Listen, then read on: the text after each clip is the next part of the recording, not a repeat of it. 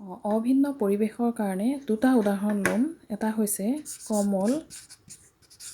কমল ইয়াক ভাঙিলে আমি পাম ক যোগ অ যোগ ম যোগ অ যোগ ল।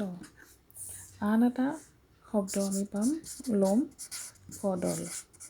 নামনি অসমৰ উপভাষাৰ এটা শব্দ ক যোগ অ যোগ দ যোগ অ যোগ ল।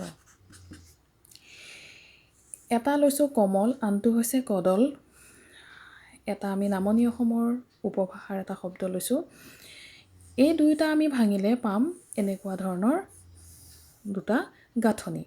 এতিয়া যদি আমি ম আৰু দৰ পৰিৱেশ চাওঁ, মৰ সোঁফালে অ আৰু ল ধ্বনি আছে, দৰ সোঁফালেও অ আৰু ল ধ্বনি আছে।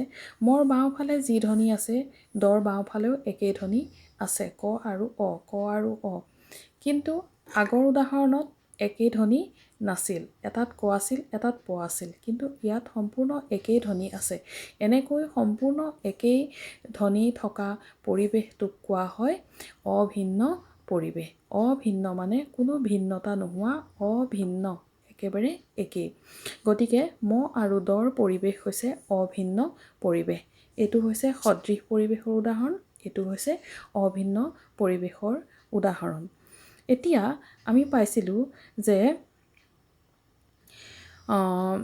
সদৃশ আৰু অভিন্ন পৰিৱেশত কোনো এটা ধ্বনিৰ সালসলনি ঘটালে যদি বিৰোধ ঘটে বা অৰ্থৰ পাৰ্থক্য ঘটে, তাকেই বৰ্ণ বুলি কোৱা হয়।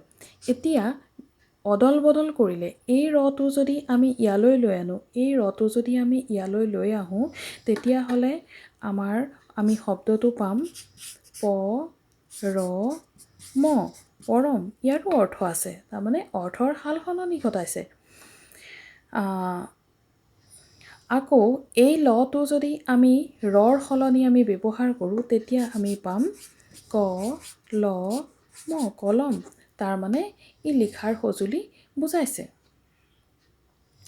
গতিকে এই ধ্বনি দুটাৰ অদল বদল কৰিলে অৰ্থৰ সালসলনি ঘটে। গতিকে ৰ আৰু ল একোটা বিশিষ্ট ধ্বনি বা বৰ্ণ।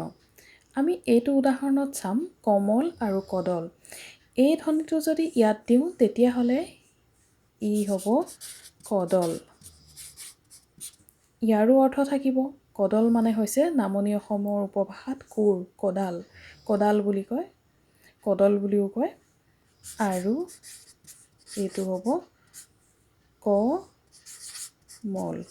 কমল মানে হৈছে পদুম ফুল। গতিকে ইও অৰ্থৰ পাৰ্থক্য ঘটাব এনেকৈ অদল বদলকৈ ব্যৱহাৰ কৰিলে। তেতিয়া কমল আৰু ম আৰু দ দুয়োটাই কি হ'ব, যদি ওলোটা পোলোটা কৰিলে বিৰোধ ঘটিছে, অৰ্থাৎ অৰ্থৰ সালসলনি ঘটিছে, তেতিয়া ম আৰু দ দুয়োটাকে একোটা বৰ্ণ বা বিশিষ্ট ধ্বনি বুলি কোৱা হ'ব।